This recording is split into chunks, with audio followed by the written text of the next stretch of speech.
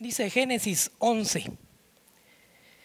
En ese entonces se hablaba un solo idioma en toda la tierra. Al emigrar al oriente, la gente encontró una llanura en la región de Sinar y ahí se asentaron. Un día se dijeron unos a otros: vamos a hacer ladrillos y a cocerlos al fuego. Fue así como usaron ladrillos en vez de piedra y asfalto en vez de mezcla. Construyamos una ciudad con una torre que llegue hasta el cielo. De ese modo nos haremos famosos y evitaremos ser dispersados en toda la tierra. En esta porción de Génesis 11, el pueblo que se había juntado en Seir estaba buscando llegar hasta el cielo. Estaban buscando tocar lo más alto, ser famosos y tener toda la riqueza que ellos pudieran alcanzar sin que sus enemigos los perjudicaran. Y dice la palabra del Señor, miren qué interesante: vamos a hacer ladrillos y a cocerlos al fuego. Yo no sé si usted alguna vez ha visto una fábrica de ladrillos. Yo he visto un par de fábricas de ladrillos artesanales y se hacen muchos moldes. Y se mete ahí el barro, luego se saca, se deja secar al sol y se meten al fuego. Pero coincidentemente, todos los ladrillos son iguales. Todos los ladrillos, después que salen ya del horno, usted puede encontrar un estándar en cada uno de ellos, en tamaño, en forma, en peso, porque todos fueron hechos con un mismo molde. Y el pueblo en ese tiempo estaba buscando hacer ladrillos propios para hacer una edificación tremenda que los hiciera famosos y que ellos pudieran alcanzar el cielo, dice la palabra de Dios. Hay un contraste muy importante, un contraste muy interesante con lo que nos dice el Señor en 1 Pedro 2:5, hablando de la iglesia. Dice: también ustedes son piedras vivas. También ustedes son piedras vivas, con las cuales se está edificando una casa espiritual. De este modo llegan a ser un sacerdocio santo para ofrecer sacrificios espirituales que Dios acepta por medio de Jesucristo. Así que, en contraste a lo que la gente de la Torre de Babel, ¿verdad?, que es la historia que leí un pedacito, Dios dice que nosotros no somos ladrillos estandarizados, no somos ladrillos del mismo peso y del mismo color, sino que somos piedras vivientes. Y lo dijo en Pedro, ¿verdad? Y saben que Pedro, el Señor le cambió de nombre. De Simón le dijo: tú vas a ser piedra, tú serás Pedro. ¿Por qué razón? Porque el Señor nos ve a todos y a cada uno de nosotros individualmente. Nos ve como sus hijos, como piedras. Yo no sé si usted algún día se ha encontrado dos piedras igualitas, ¿verdad? Dice: miren, igual, pesan lo mismo. Las piedras son absolutamente diferentes. Y el Señor, así como el ejemplo que está poniendo con estos dos contrastes, nos dice que cada uno de nosotros hemos sido escogidos por Él con las características físicas, con las características emocionales, con las características espirituales que cada uno de nosotros tiene. Somos distintos, somos piedras que estamos edificando, que estamos construyendo el edificio que es su iglesia. Mire, no es difícil darnos cuenta de esto. Si usted le echa un ojazo así, con mucho cuidado al que está a la par suya, usted va a decir: qué diferentes somos, ¿verdad? Y alguna señora podrá decir: uy, ese pelo sí está difícil de peinar, gracias Señor que a mí me lo diste distinto. ¿Por qué? Porque Dios te hizo individual. Dios nos ama individualmente y creó con eso una iglesia poderosa y maravillosa, en la cual tú eres un participante muy importante, en la cual tu participación, como decía la palabra que dio mi esposa hace un rato, es vital para que el reino de los cielos se establezca y para que alcancemos el reino de Dios tal como quisieron los de Babel, pero por un camino equivocado. Para que alcancemos el reino del Señor. Gracias. Para que alcancemos el reino del Señor con las características que cada uno de nosotros tenemos. Quise iniciar con esto. Esto fue una de las charlas que escuchamos ayer en un congreso que había para líderes cristianos, para pastores. Por una sencilla razón vamos a platicar de eso hoy. Esto tiene mucho que ver con lo que vamos a platicar esta mañana. El Señor quiere tomar lo mejor de ti. El Señor quiere tomar lo mejor de esta iglesia. El Señor quiere tomar lo mejor de cada una de esas características que todos tenemos para que lo honremos y le sirvamos de todo corazón y con nuestra mejor actitud. Que le sirvamos con toda nuestra fuerza y le sirvamos de la manera que hemos sido equipados cada uno para servirle. Todos tenemos necesidades emocionales, todos tenemos necesidades espirituales, todos tenemos necesidades físicas y cada una de estas nosotros debemos de abordarlas tal como el Señor provea para nuestra vida. El Señor ama, respeta a aquellas personas que entienden esto, que entienden que son seres únicos y especiales para la gloria de Jesucristo. Amén. Bueno, mi propósito esta mañana es recordarte 3 beneficios maravillosos de pertenecer a la familia de Dios, de pertenecer a la iglesia de Cristo. 3 beneficios que tenemos que tener en mente todo el tiempo para que a través de ellos nosotros podamos disfrutar y hacer uso de las cosas que Dios ha puesto para que nosotros vivamos en el día con día. Y tengo 3 aspectos que quisiera tocar esta mañana. El primero es el beneficio de pertenecer a la organización donde se manifiesta el poder de Dios.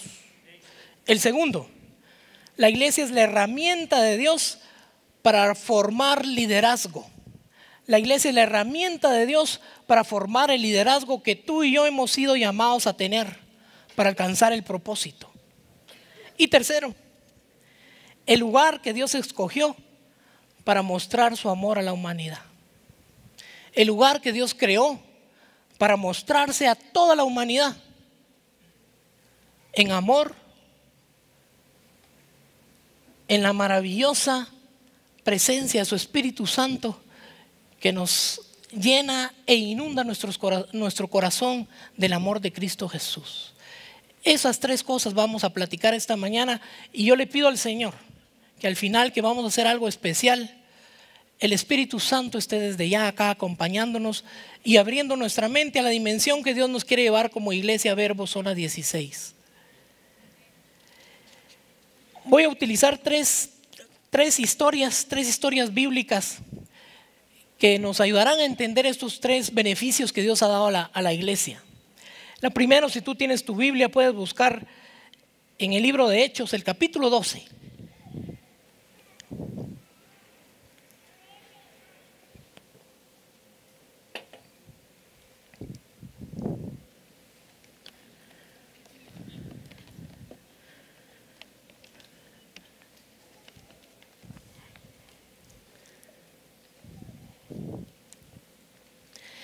En el capítulo 12 de Hechos venimos de algunas situaciones que habían estado pasando con la recién creada iglesia por el Señor Jesucristo, que se había manifestado el Espíritu Santo en el día de Pentecostés. Habían pasado algunos eventos, había una persecución muy importante para la iglesia. Habían situaciones que estaban poniendo en muchos aprietos a los hombres y a las mujeres de Dios.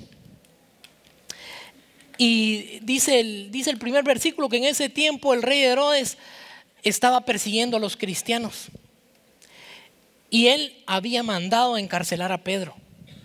Lo había tomado sabiendo que Pedro era uno de los líderes más prestigiosos y más famosos en ese momento que el Señor Jesucristo había dejado. Pedro había dado un discurso lindo donde se habían convertido 3,000 personas de un solo discursazo, ¿verdad?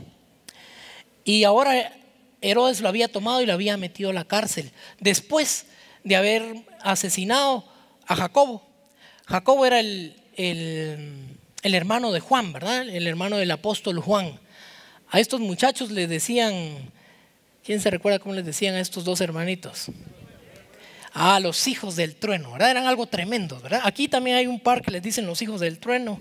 No los voy a señalar por cuestiones de respeto, pero eran tremendos, eran de un carácter tremendo. Y a Jacobo lo asesinaron. Fue el primer apóstol que murió, de acuerdo a la narración del libro de los Hechos. Y ahora tenían a Pedro en la cárcel. Le habían puesto, creo que 16 guardias, dice la escritura, 4 en un lado y 4 en otro lado, y tenía otros 4 en su cárcel. Dice el versículo 5: pero mientras mantenían a Pedro en la cárcel, la iglesia oraba constantemente y fervientemente a Dios por él. Pero mientras Pedro estaba en la cárcel, en esa situación, ya sabían que a Jacobo lo habían matado con mucha facilidad. Matar a Pedro no les iba a costar tampoco ninguna dificultad. La iglesia estaba reunida orando por Pedro, orando por esta situación difícil que acontecía en el liderazgo de aquel tiempo. Recuérdense que en aquel tiempo la iglesia se reunía en las casas. No habían templos, ¿verdad? No habían edificaciones tan preciosas y amplias como esta. No había, todo mundo estaba en la casa, esa era la iglesia. Nadie tenía en mente, cuando decían la iglesia, nadie estaba pensando en un edificio así bonito con algunas características importantes para que fluyera el aire, entrara la luz. Nadie estaba pensando en eso. Cuando se hablaba de iglesia, todo el mundo sabía que estaba hablando de una reunión de personas, de una asamblea. Lo traducen algunos. Eclesia es la palabra que en el griego original que se escribió el Nuevo Testamento se utiliza o se traduce como iglesia. También para otro tipo de reuniones incluso de gente política y de cosas así, en el Nuevo Testamento también es la misma palabra. Lo que les quiero decir con esto es que la palabra eclesia o iglesia nunca estuvo relacionada con edificios. Siempre está hablando de personas. Y nosotros tenemos que tener claramente eso en nuestra mente y en nuestro corazón. La iglesia y el templo que el Señor quiere que nosotros cuidemos, principalmente somos nosotros mismos. Es nuestro cuerpo, ¿verdad? Este lugar no es santo, a menos de que esté lleno de gente santa como nosotros. Las paredes de acá no son santas, a menos de que la santidad que hay en nuestro corazón, la limpieza con la que nosotros vivimos nuestro día a día, muestren lo contrario. Pero el Señor está enseñando, está hablándonos de la iglesia como personas, nunca como edificios. Hay 157 versículos en el Nuevo Testamento que mencionan la palabra iglesia.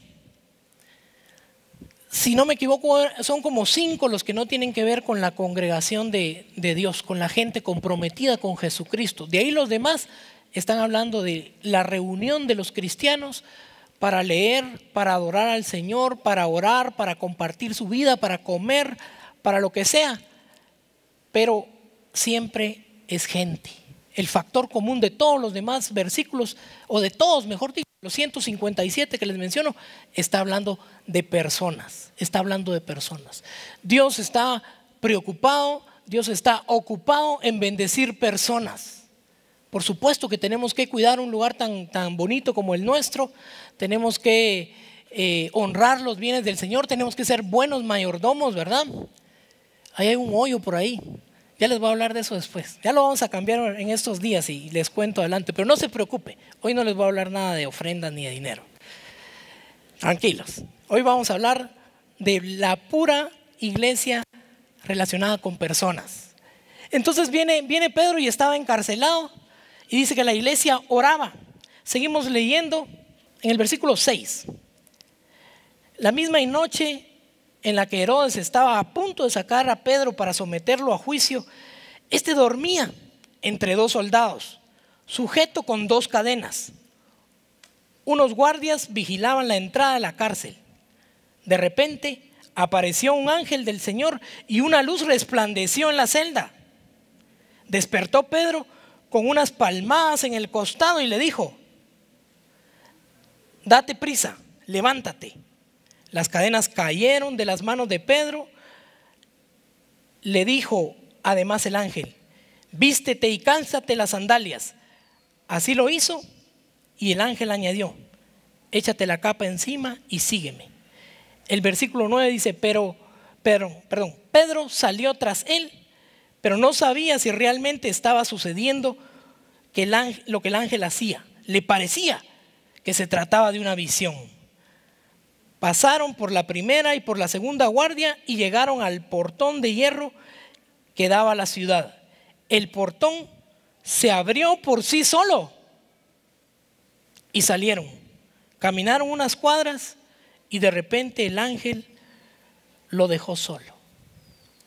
Empieza a suceder un milagro poderoso porque había un grupo de personas en una casa orando al Señor que guardara y que cuidara la vida de Pedro. Y sorprendentemente, Pedro bien dormido, ¿verdad? Lo iban a matar, pero como él sabía en quién había confiado, dice la palabra que el ángel le tuvo que dar unas palmaditas en la espalda y le dijo: levántate, levántate, porque hoy te voy a liberar. Le caen las cadenas, lo saca, y cuando ya van caminando en las calles, él pensando que está soñando, ¿verdad? O que es una visión, se desaparece el ángel y se da cuenta de que estaba viviendo la realidad del Señor, de que el Señor estaba haciendo un milagro a través de las oraciones de los hermanos, a través de gente que lo amaba como él era. Esa piedra diferente, ¿verdad? Un hombre agresivo, un hombre impulsivo, pero lleno del Espíritu Santo, y que se había a través del Espíritu mismo hecho amar de las personas. El Señor lo libera y se va corriendo Pedro. ¿Se imaginan, verdad? Me imagino que cuando le dijo: te pones esta capa, creo que se la puso en la cabeza para que no lo vieran. Va y toca la casa de una mujer que se llamaba María. María era madre de alguien que nosotros conocemos, que es famoso, que se llamaba Juan, ¿verdad? Pero de apodo le decían Marcos. En otros pasajes lo describen como Juan Marcos. Juan Marcos es el escritor del Evangelio de San Marcos que conocemos, ¿verdad? Este muchacho estaba ahí en la casa de su mamá con otras personas orando, y fue Pedro y tocó la puerta, ¿verdad? Y preguntó la chica por el otro lado: ¿y quién es? Soy Pedro, le dijo, ¿verdad? Dice que se puso tan alegre de escucharlo que ni siquiera le abrió, se dio la vuelta y le fue a decir a todos: muchachos, ahí viene Pedro. Vino, lo liberó el Señor. Y no le dijeron: estás loca, ¿qué te pasa? Pedro está en la cárcel. De repente haber sido un ángel, pero Pedro no fue. Entonces se acercaron a la puerta, Pedro les habla y se dan cuenta que Pedro había sido liberado. Pedro les cuenta la magnífica y maravillosa historia de lo que había pasado, cómo el ángel del Señor había pasado delante de todos los guardias, había roto las cadenas y lo había liberado sin que nadie se diera cuenta. Los saluda a todos a través del poder de Dios, a través de que el Señor hizo algo que nadie podía hacer. Lo tenían súper resguardado y el Señor hace un milagro. El Señor sigue obrando a través de las oraciones de su iglesia. Esos grupos de personas que nos juntamos a celebrar el domingo y extendemos nuestras manos en oración y en adoración para que el Señor libere de cadenas a gente que injustamente está padeciendo, a gente que está padeciendo por su mismo pecado, en las drogas, en el abuso, en el alcohol, en la fornicación. El Señor sigue obrando como lo hizo en el día de Pedro, en el día que liberó a Pedro. El Señor nuestro Dios es poderoso día con día, pero decidió hacerlo a través de la iglesia. Pero decidió manifestar su poder a través de la reunión de sus hijos comprometidos y lavados por la sangre de Jesucristo. Tú eres un representante del reino del Señor en poder. Tú eres un representante del reino del Señor en poder, no en debilidad, no en tristeza ni en fracaso, en poder. ¿Cuántos pueden decir un fuerte amén a eso? Porque eso es tuyo. Amén, amén, Señor, aleluya. Gracias, Padre bendito. El Señor hizo esa maravilla. Y ahora veamos la segunda. El segundo beneficio que tenemos al ser parte de la iglesia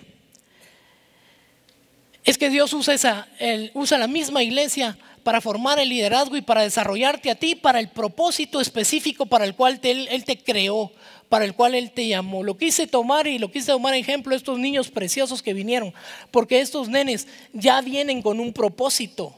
Ellos no vinieron por ninguna casualidad a la tierra. Ellos no vinieron porque sus papás lo deseaban. Ellos vinieron por el propósito eterno del Señor. Y por ese mismo propósito, sus padres los presentaron esta mañana diciendo: Señor, bendícelos, son tuyos. Haz que yo sea un buen instrumento para que ellos alcancen aquello para el cual tú los trajiste acá. Eso mismo hace el Señor cuando quiere desarrollar liderazgo entre nosotros. Si nosotros podemos buscar en el libro de Éxodo, capítulo 18.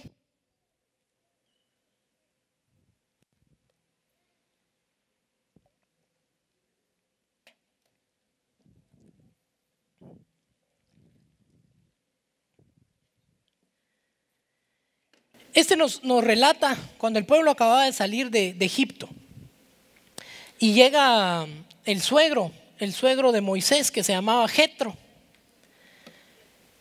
quien era el sacerdote de Madián. Dicen los estudiosos que él muy seguramente era un descendiente de Abraham. Por eso es que él conocía del Dios de Moisés, del Dios de Israel. Era uno de los hijos que tuvo Abraham después de haber tenido a su hijo Isaac en su vejez con su concubina. Y era conocido por ser el sacerdote de Madián. Sabemos que un sacerdote es la persona que tiene comunicación con Dios, que se presenta delante del Señor y que intercede ante Dios por un pueblo, ¿verdad?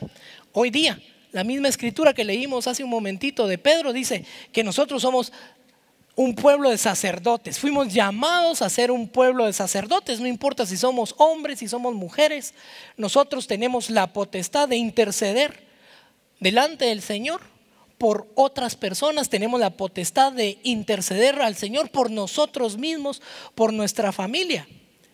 Todos somos llamados a ser sacerdotes. Pero en este momento estaba este hombre que se conoce como Jetro. Era el suegro de Moisés, ¿verdad? Le llega a entregar, a devolver a su hija que le había dejado Moisés en alguna parte del desierto mientras salían de Egipto.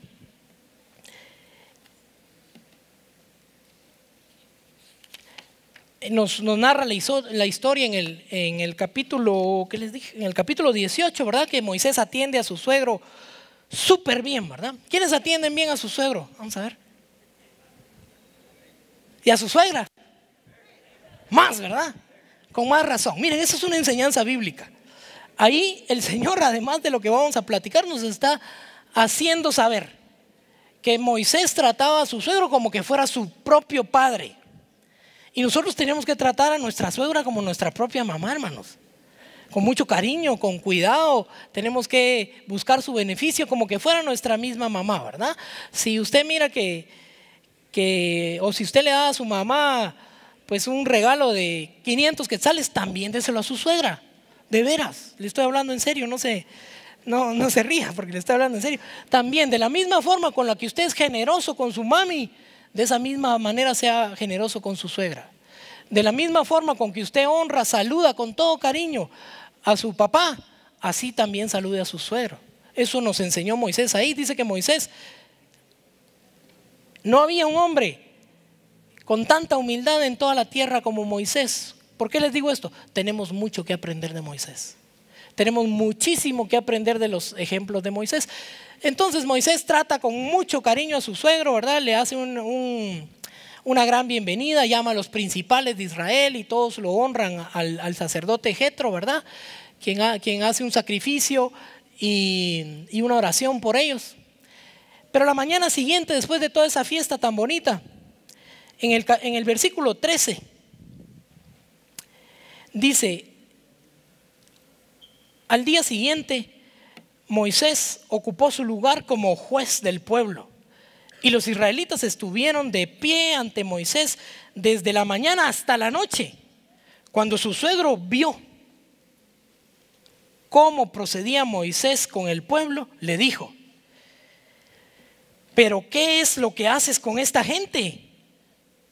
¿Cómo es que solo tú te sientas mientras todo el pueblo se queda de pie ante ti desde la mañana hasta la noche?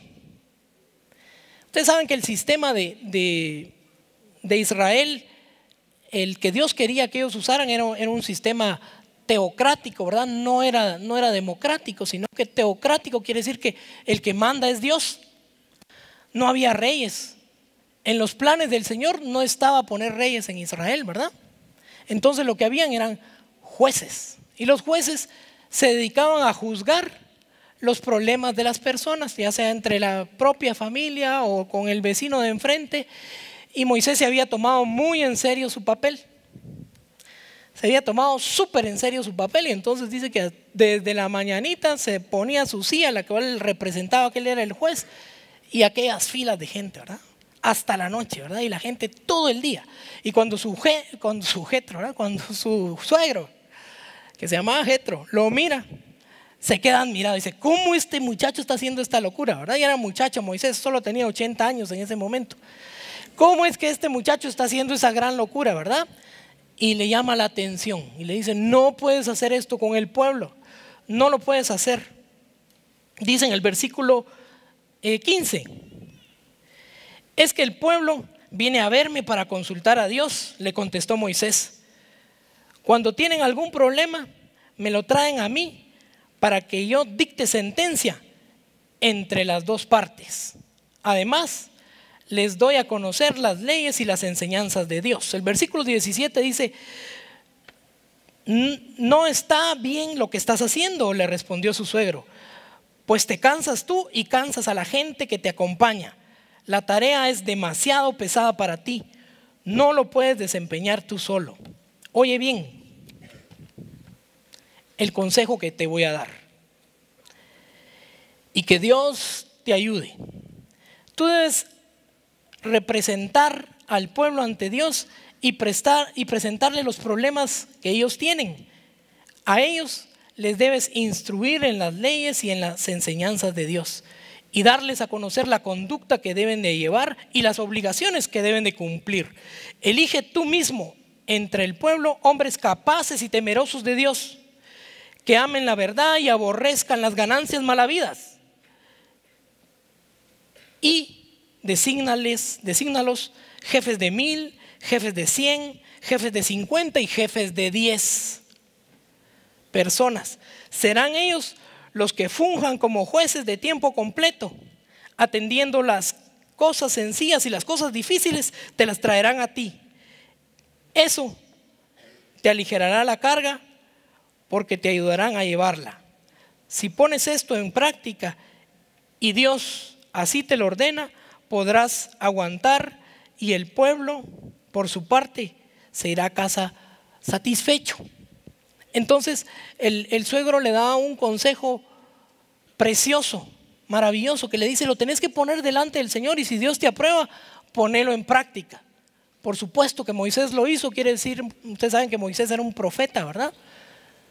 Que Moisés lo hizo fue porque Dios se lo aprobó, y viene Moisés y escoge líderes de 1000, jefes de 1000, dice esta versión, jefes de 100 y jefes de 50 y jefes de 10. Y estos se dedicaban a resolver los problemas normales, cotidianos de las familias, de los vecindarios, de los clanes y de las tribus. Y ya con Moisés llegaban solamente los casos difíciles. Este principio maravilloso ha hecho que mucha gente en esta congregación haya recibido un discipulado personal, haya recibido un trato fuerte en tiempo, mucha inversión para que todos logremos crecer a la estatura de Jesucristo, para que todos sigamos buscando no ser cristianos que están sentados y que no quieren tomar riesgos, sino ser cristianos valientes que se atreven a dar pasos importantes y pasos de fe por el llamado que tienen. Pero por supuesto es a través de recibir este tipo de discipulado, este tipo de pastoreo, este tipo de instrucción con muchas personas que te pueden cuidar mucho más que si solo hubiera aquí un Moisés, con gente que puede invertirse en tu vida, con gente que puede mantener contigo una relación estrecha, que puede orar por ti todo el tiempo, que está cerquita de tu casa. Y esas son nuestras iglesias en casa. Nuestras iglesias en casa están basadas en el principio que Dios le mandó a Moisés a través de Jetro. Es que estemos cerquita los unos de los otros, que hagan grupos de 10, grupos de 50 y grupos de 1000, que nos permitan tener un cuidado y un acercamiento personal con cada uno de ustedes, que te permitan a ti irte desarrollando como un líder, porque esto lo que abre, hermanos, es un espacio grandísimo para que todos podamos servir, para que todos podamos ser útiles en el reino del Señor, para que todos podamos poner nuestras manos, nuestra boca, nuestros pies al servicio de nuestros hermanos.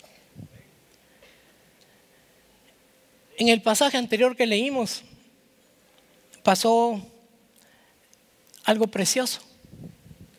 Dios actuó a través de su amor porque la gente entendía este principio, porque la gente sabía que ellos eran la iglesia, que no hay más iglesia que nosotros reunidos, que los cristianos reunidos en la China, que los cristianos reunidos en Roma, en París, en Estados Unidos, donde sea, pero con corazones genuinos delante del Señor.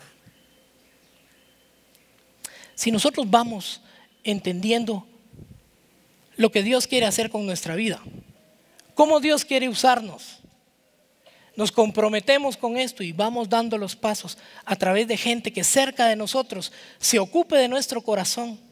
¿Se recuerdan? Dijimos, tenemos necesidades emocionales, muchas, ¿verdad? Necesidades espirituales, otro montón, necesidades físicas. Y son nuestros grupos en casa los que han hecho un trabajo maravilloso en muchísimas de las personas que se han atrevido, que han tomado el riesgo de presentar su corazón y sus vidas a hombres comunes y corrientes, como lo somos todos, pero con un corazón distinto, con un corazón lleno del Espíritu Santo, como estos hombres que escogió Moisés para bendecir a la nación de Israel. Ese es el segundo principio, el segundo beneficio precioso que nos presenta la palabra del Señor, y que yo te lo resumo en este pasaje de la vida de Moisés. Veamos el tercero.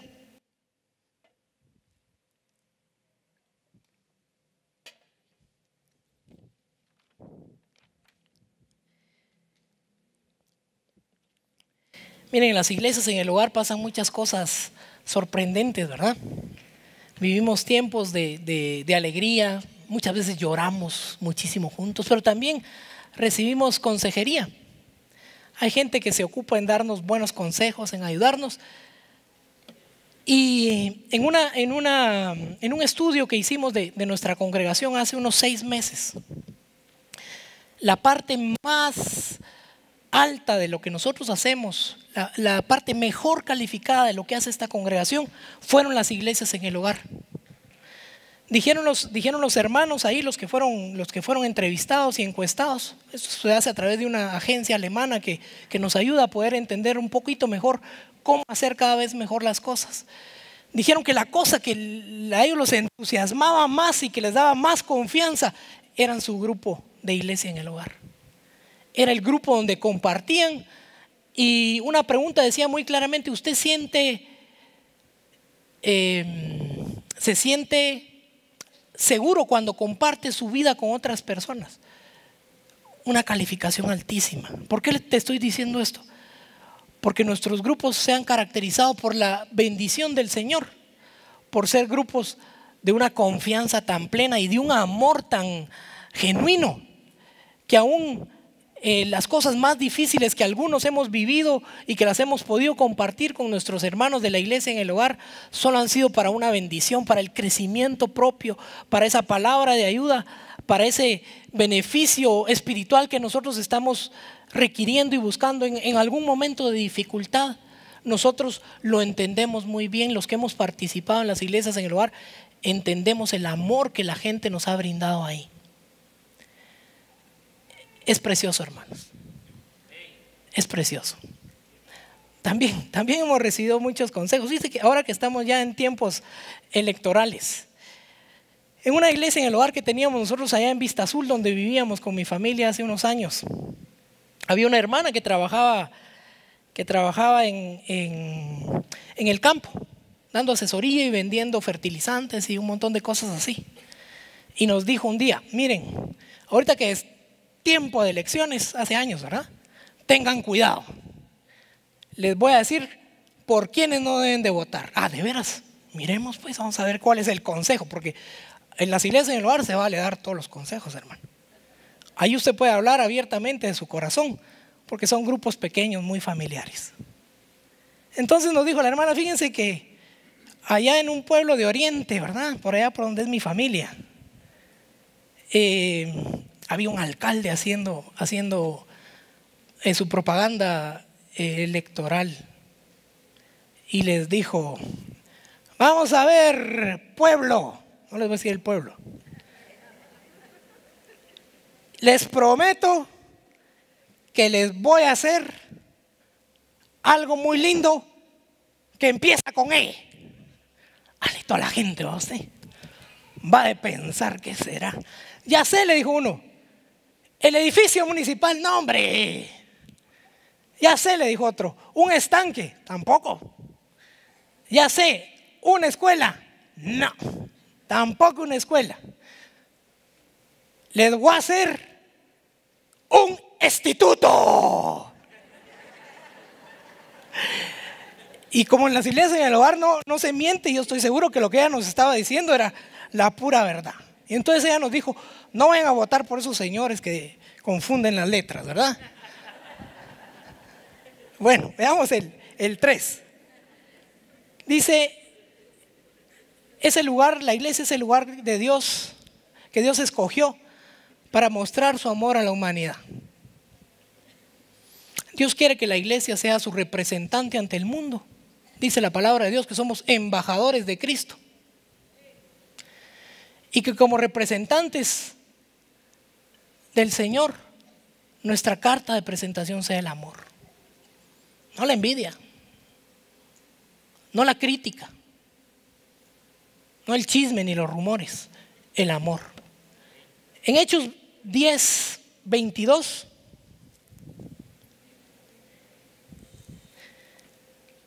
nos narra una historia de amor preciosa. Una historia que al día de hoy debe seguir maravillándonos a nosotros, como cristianos no judíos. Porque en ese momento empieza a surgir el cumplimiento que Dios había hecho desde hace muchísimos años. Y es que todo el mundo iba a tener acceso a conocer el amor de Dios a través de su Hijo Jesucristo. Y dice el versículo 22,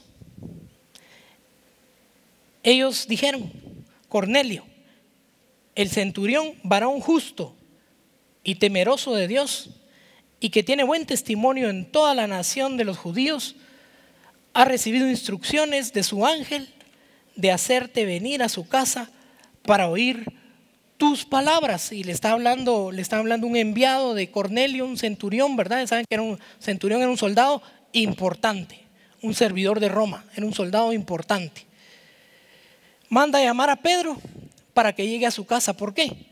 Porque cuando estos muchachos están reunidos en su casa, teniendo con sus amigos, compartiendo la escritura y orando, se les aparece un ángel que les dice: manden a traer a Pedro, manden a llamar a Pedro, porque él tiene un mensaje para ustedes. Y entonces llega, eso es lo que estamos leyendo ahí, llega el muchacho y dice: Pedro, bueno, si fue un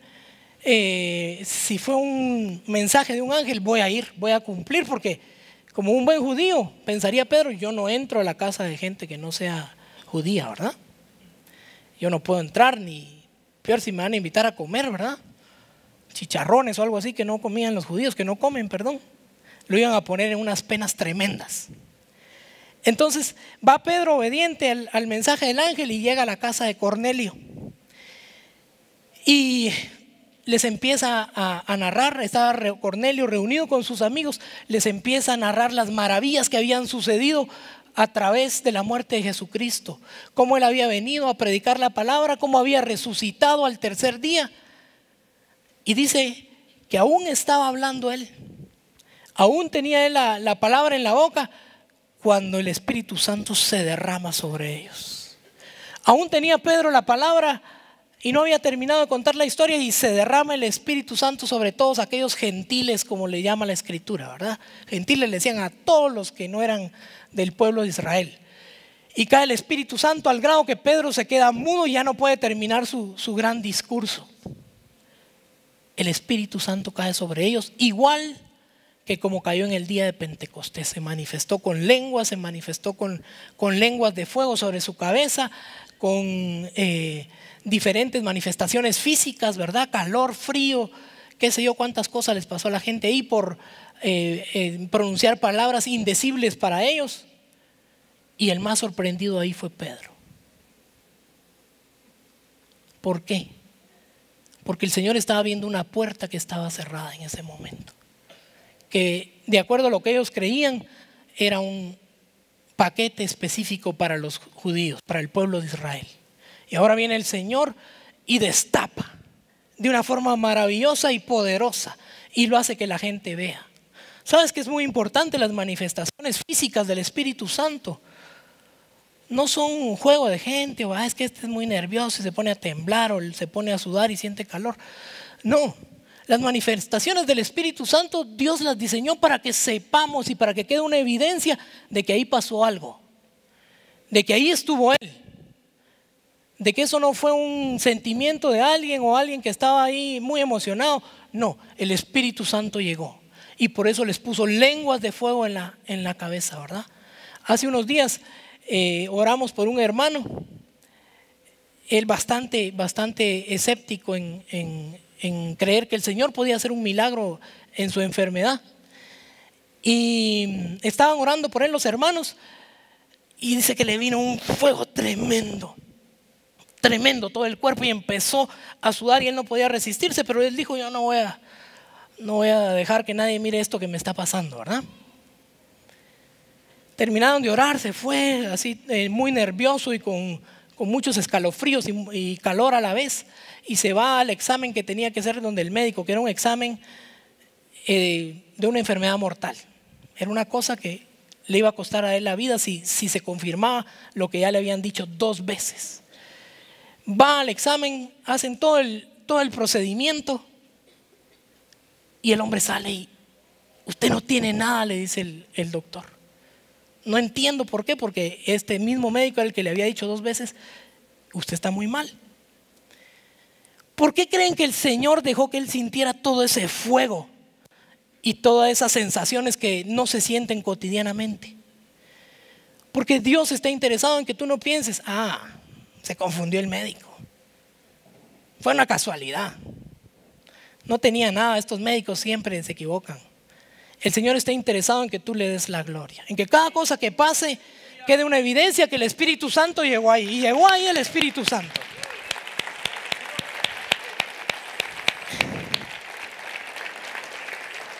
Llegó el maravilloso Espíritu Santo y sanó a mi amigo de una forma sobrenatural, increíble, como lo ha hecho también en tu vida y como lo hará el día de hoy, que vamos a terminar orando por las necesidades de cada uno de los que estamos acá.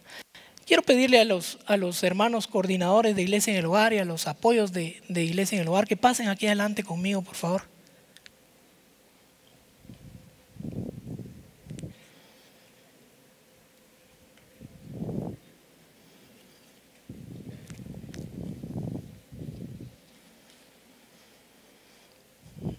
Si quieren, nos volteamos para allá, por favor.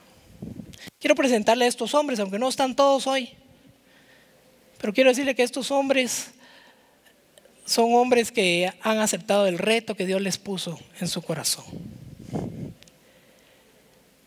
que aman a cada una de las personas que ellos atienden viernes con viernes, sábado con sábado, jueves con jueves, en sus iglesias, en el hogar. Que son hombres llenos del Espíritu Santo, que temen al Señor, que han entendido estas 3 bendiciones que conlleva pertenecer a una iglesia. Saber que ellos están para ser forjados por el Señor, para que su carácter y su liderazgo salga adelante. Que ellos están para manifestar el poder de Dios en sus vidas y en la vida de todos aquellos a los que servimos. Y sobre todo, están para mostrar su amor a la humanidad. Porque nosotros estamos convencidos de que el Señor nos llamó a discipular a las naciones, de que el Señor nos llamó no a quedarnos en una silla sentados por no sé cuántos cientos de años, sino que en el momento oportuno Dios hará lo que tiene que hacer con nosotros y nos llevará a donde Él tenga que llevarnos, para que nuestra boca proclame las bendiciones de Jesucristo. El amor que Cristo manifestó para cada uno de nosotros está al servicio del Señor. Está para mostrarle al mundo que les amamos, que amamos a nuestra iglesia, los amamos a cada uno de ustedes, pero también amamos a todos aquellos que están perdidos y que no han encontrado salvación. Y que si tú y yo no abrimos nuestra boca, no movemos nuestros pies, nunca lo van a encontrar. Así que les presento a cada uno de ellos. Son hombres valientes, son héroes de la fe, que le creen al Señor y no a las circunstancias, que aman la palabra del Señor y todo el tiempo están para servirlos. Si tú puedes darles un aplauso por el trabajo que ellos hacen.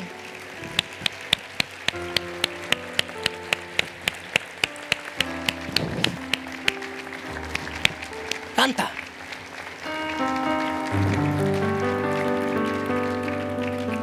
Vamos a distribuirnos, muchachos. Vamos a dar una vuelta acá en lo que cantamos una alabanza, porque vamos a orar por toda nuestra congregación esta mañana. Vamos a poner manos por los enfermos. Vamos a dar una palabra de aliento a aquel que la necesite. Vamos a cuidar por las necesidades físicas, emocionales y espirituales de cada una de las personas que estamos acá. En el nombre de Jesucristo. Si quieren, nos empezamos a caminar alrededor y en un momentito vamos a empezar a orar todos. Yo te pido para mientras a ti, sí, demos la vuelta, demos una vuelta, empecemos a orar. Sí, Señor, en el nombre de Jesucristo. Yo te pido a ti que estás sentado.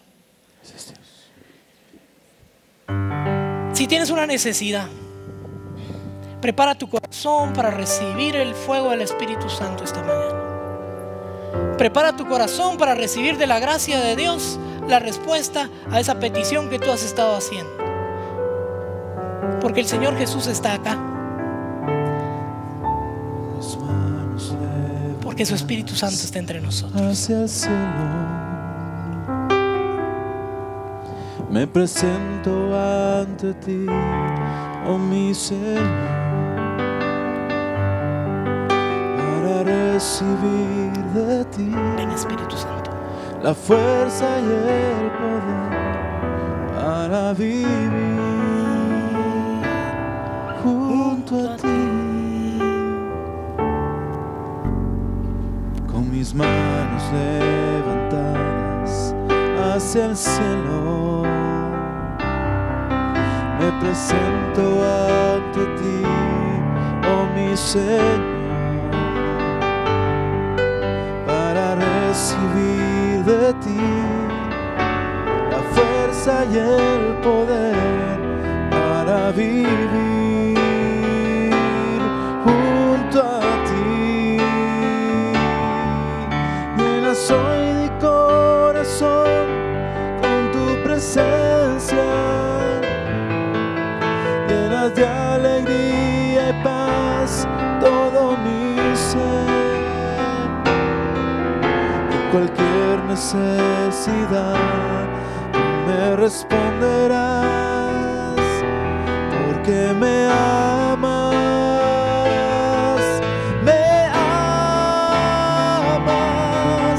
llenas hoy mi corazón con tu presencia, llenas de alegría y paz todo mi ser. Cualquier necesidad tú me responderás, porque me amas,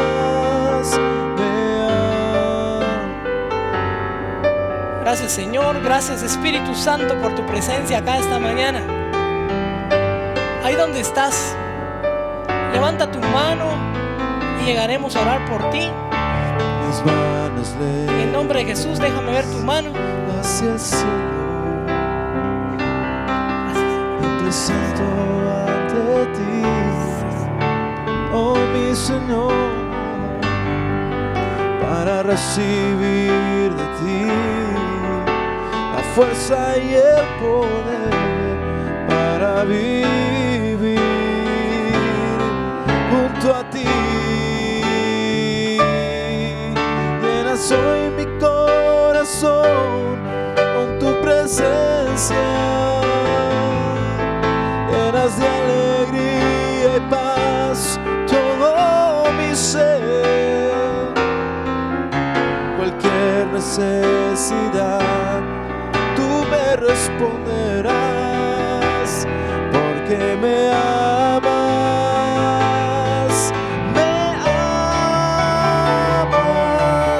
llenas hoy mi corazón con tu presencia, llenas de alegría y paz todo mi ser. Cualquier necesidad tú me responderás, porque me amas.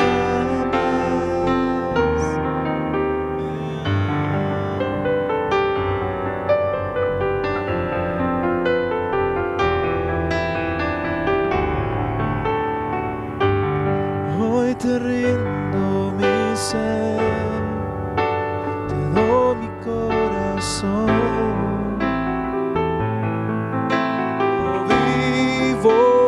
Para ti en cada palpitar, mientras hay aliento en mí.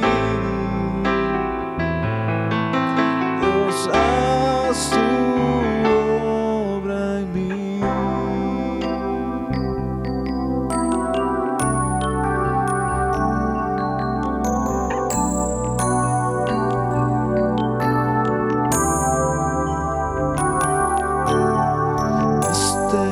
Es mi deseo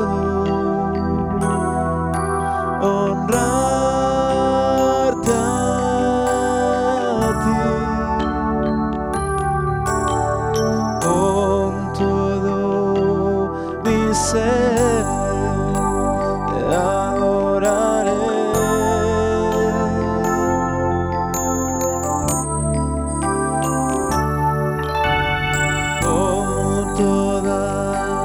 Mis fuerzas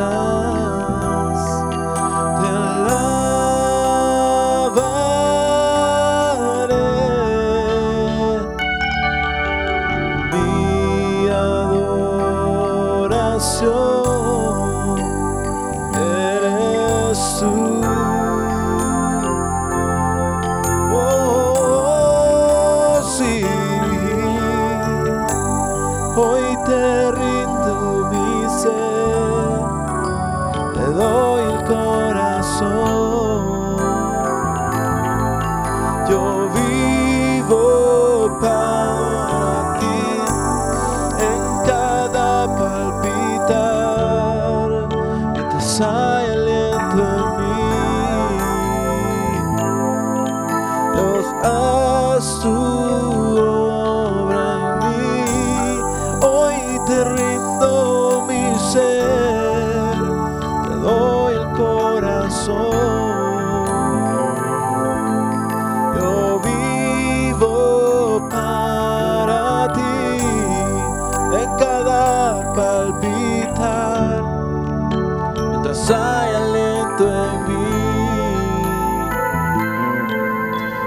haz tu obra en mí.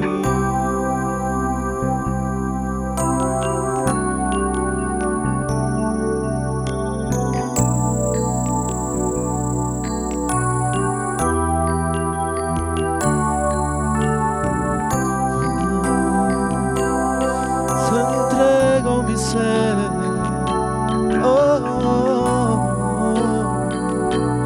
mi corazón, te entrego, Dios, Señor, te entrego mi ser, mi corazón.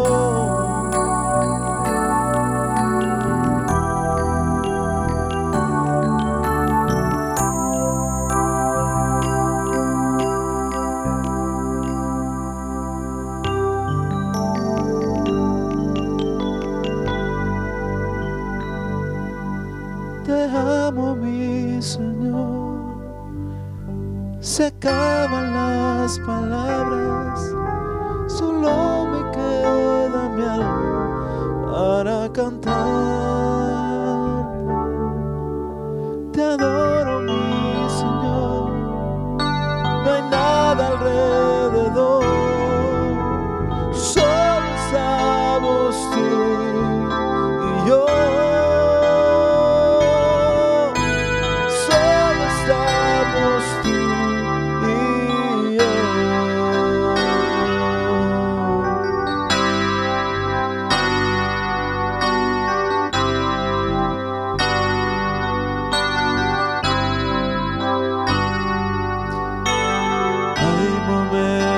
Que no deberían terminar, hay segundos que tendrán que ser eternidad, cuando tu Espíritu, Señor, te toca con el mío y mi corazón estalla en adoración.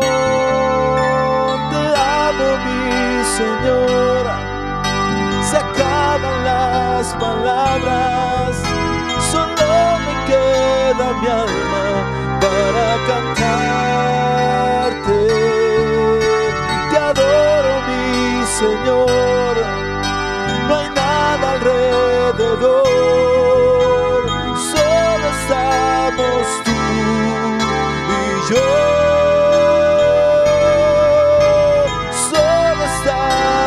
Tú y te amo, mi Señor.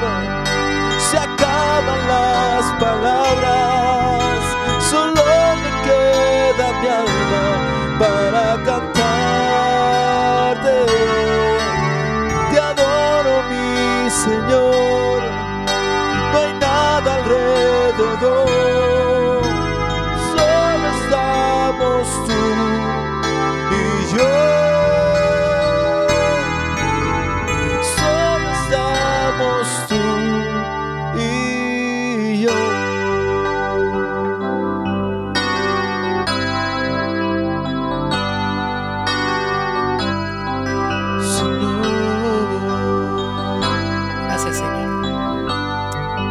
Gracias, Señor.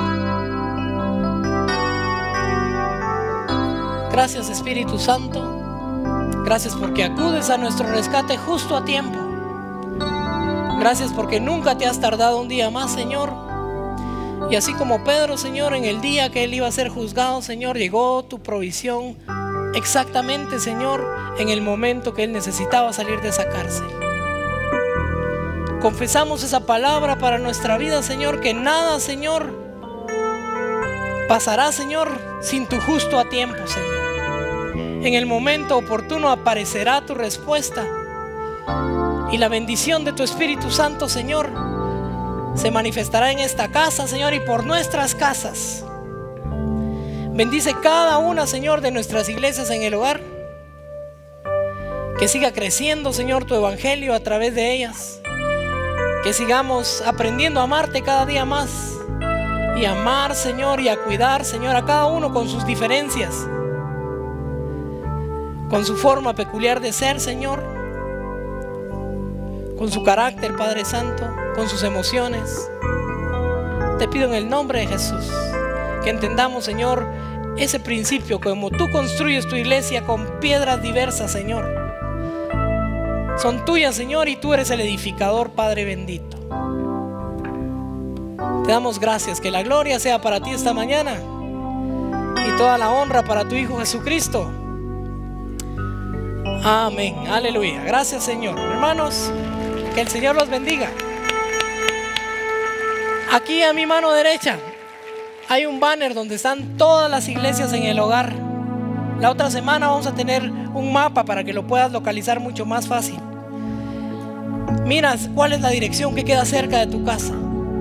Estoy casi seguro que debe haber una cerca de tu casa.